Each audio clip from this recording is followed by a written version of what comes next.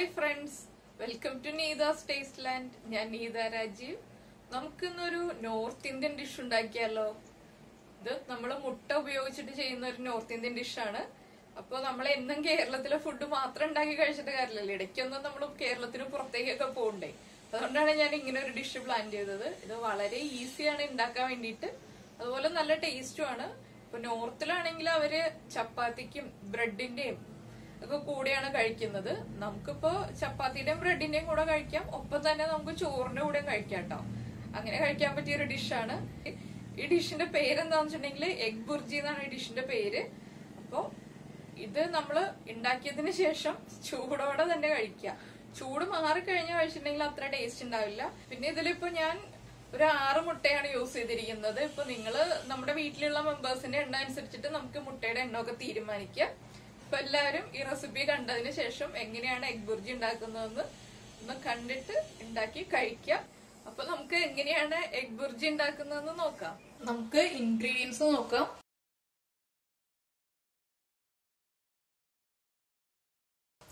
നമ്മള് മല്ലിയില ചെറുതായിട്ട് മുറിച്ചെടുത്തിട്ടുണ്ട്, ഓണിയൻസ് ചെറുതായിട്ട് കട്ട് ചെയ്തെടുത്തിട്ടുണ്ട്, ഇഞ്ചി കട്ട് ചെയ്തത്, ഗരം മസാല, കാശ്മീരി ചില്ലി പൗഡർ, മഞ്ഞൾപ്പൊടി, പച്ചമുളക്, തക്കാളി, മുട്ട, ഉപ്പ്, പിന്നെ സൺഫ്ലവർ ഓയില്.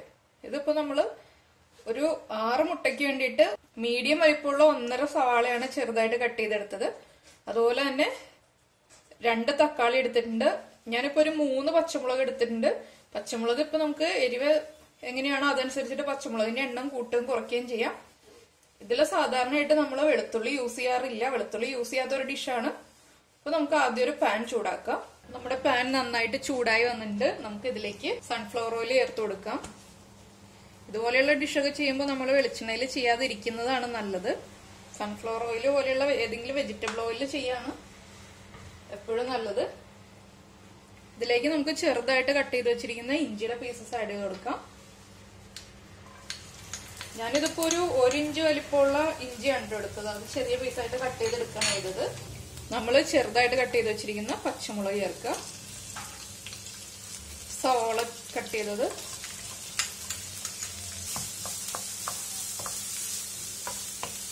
ഇതിലേക്ക് നമുക്ക് കുറച്ച് ഉപ്പ് ആഡ് ചെയ്ത് കൊടുക്കാം. ഈ ഓണിയൻസ് ഒന്ന് സോട്ടായി വരാൻ ആവശ്യമുള്ള ഉപ്പ് ചേർത്താൽ മതി. ഇപ്പോ ഇതിലിപ്പോ നമുക്ക് പെപ്പർ പൗഡർ ആഡ് ചെയ്യണമെങ്കിൽ പെപ്പർ പൗഡർ ആഡ് ചെയ്യാം. ഞാൻ കൂടുതലായിട്ട് പച്ചമുളക് ചേർക്കുന്നതുകൊണ്ട് പെപ്പർ പൗഡർ ആഡ് ചെയ്യുന്നില്ല. ഓണിയൻസിന്റെ കളർ അങ്ങ് വല്ലാതെ ചേഞ്ച് ആയി പോകണ്ട, ചെറുതായിട്ടൊന്ന് കളർ ചേഞ്ച് ആകുമ്പോൾ തന്നെ നമുക്കിനി നമ്മൾ കട്ട് ചെയ്ത് വെച്ചിരിക്കുന്ന ടൊമാറ്റോ ആഡ് ചെയ്യാം.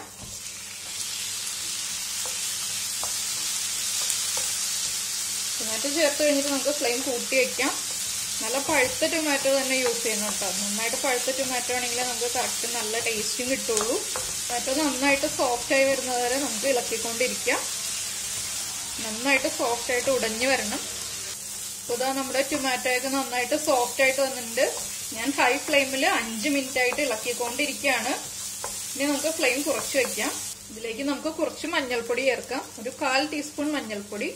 ഞാൻ 1 ടീസ്പൂൺ കാശ്മീരി ചില്ലി പൗഡർ ചേർക്കാണ്. ഈ മുളകിന് കളർ മാത്രമേ ഉള്ളൂ, എരിവ് ഒട്ടുമില്ല, അതുകൊണ്ടാണ് 1 ടീസ്പൂൺ ചേർക്കുന്നത്. 1/2 ടീസ്പൂൺ ഗരം മസാല പൗഡർ. നമ്മൾ നമ്മുടെ ഓണിയൻസ് സോട്ടാകാൻ ആവശ്യമായിട്ടുള്ള ഉപ്പ് മാത്രമേ ചേർത്തിട്ടുണ്ടായിരുന്നുള്ളൂ. ഇനിയിപ്പോ നമുക്ക് ടൊമാറ്റോയ്ക്കും അതുപോലെ തന്നെ എഗ്ഗിനും ആവശ്യമായിട്ടുള്ള ഉപ്പ് ചേർത്ത് കൊടുക്കാം. കുറച്ച് മല്ലിയില. നമുക്ക് നന്നായിട്ട് മിക്സ് ചെയ്യാം. നമ്മൾ കാശ്മീരി ചില്ലി പൗഡർ ചേർക്കുന്നത് കൊണ്ട് തന്നെ നല്ല കളറായിരിക്കും നമ്മുടെ ഡിഷിനെല്ലാം. മസാല പൗഡേഴ്സിന്റെ ആ ഒരു റോ സ്മെല്ല് മാറി വരുന്നുണ്ട്. നമുക്ക് ഇതിലേക്ക് എഗ്ഗ് ചേർത്ത് കൊടുക്കാം.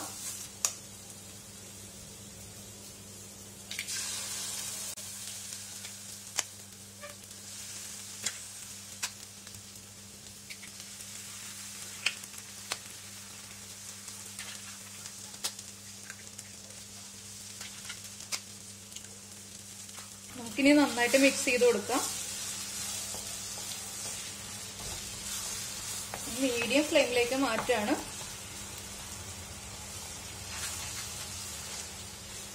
നമ്മള് മുട്ട ചേർത്തതിന് ശേഷം നന്നായിട്ട് മിക്സ് ചെയ്യുമ്പോൾ സൈഡൊക്കെ ചേർത്തിട്ട് ഇളക്കുക. എപ്പോഴേ നമ്മുടെ സൈഡിലൊക്കെ പാനിന്റെ സൈഡിലൊക്കെ പിടിച്ചിട്ടുള്ള മുട്ട നന്നായിട്ട് മിക്സ് ആയി കിട്ടുള്ളൂ. അത് ആദ്യം തന്നെ കുക്കായിട്ട് വരുന്നതായിരിക്കും. അപ്പോൾ നന്നായിട്ട് മിക്സ് ചെയ്യുക.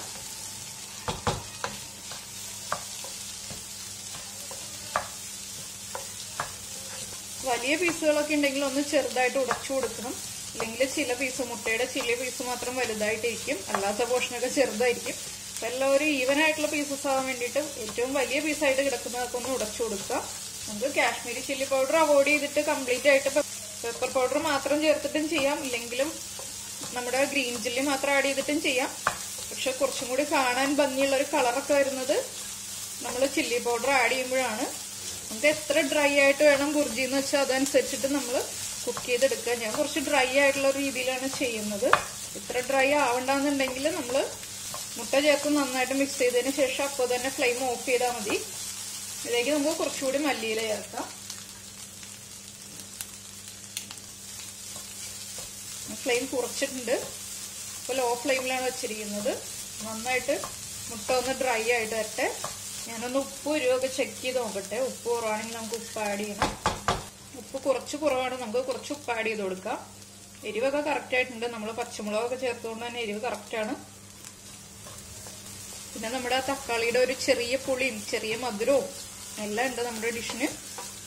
ഞാൻ ഈ ഒരു പാകത്തിലാണ് എടുക്കുന്നത്. വല്ലാതെ അങ്ങ് ഡ്രൈ ആക്കി എടുക്കുന്നില്ല, എന്നാൽ വല്ലാതെ മോയ്സ്ചർ ഉള്ള രീതിയിലും അല്ല.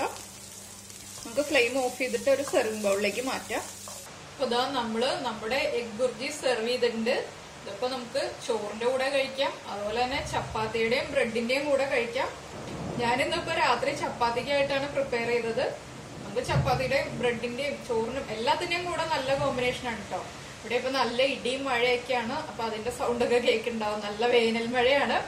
അപ്പൊ നമുക്ക് ഈ മഴയത്ത് നല്ല ചൂട് ചപ്പാത്തി എഗ് ബുർജിയൊക്കെ ചേർത്തിട്ട് കഴിക്കാം. നമ്മൾ ഈ എഗ് ബുർജി ഉണ്ടാക്കിയിട്ട് ചൂടോടെ തന്നെ ഉപയോഗിക്കുക കേട്ടോ. നമ്മള് ചൂടോടെ തന്നെ ഉപയോഗിക്കുമ്പോഴാണ് കൂടുതൽ ടേസ്റ്റ് ഉണ്ടാവുക. അപ്പൊ ചൂടോടെ തന്നെ ഉപയോഗിക്കാൻ ശ്രമിക്കുക. ഞാനിതിപ്പോ രാത്രി ചപ്പാത്തിയുടെ കൂടെ നല്ല ചൂടോടെ തന്നെയാണ് കഴിക്കാൻ പോകുന്നത്. അപ്പോൾ എല്ലാവരും ലൈക്ക് ചെയ്യുക, ഷെയർ ചെയ്യുക, അതുപോലെ തന്നെ കമന്റ് ചെയ്യുന്ന ആളുകൾ എല്ലാവരും കമന്റ് ചെയ്യാൻ മറക്കരുത്. സ്ഥിരമായിട്ട് കമന്റ് ചെയ്യുന്ന ആളുകളുണ്ട്, പുതിയതായിട്ട് കാണുന്ന ആളുകളും കമന്റ്സ് ഒക്കെ കമന്റ് ബോക്സിൽ ഇടുക. നമുക്ക് അടുത്ത ഡിഷുമായിട്ട് അടുത്ത ദിവസം കാണാം. ബൈ.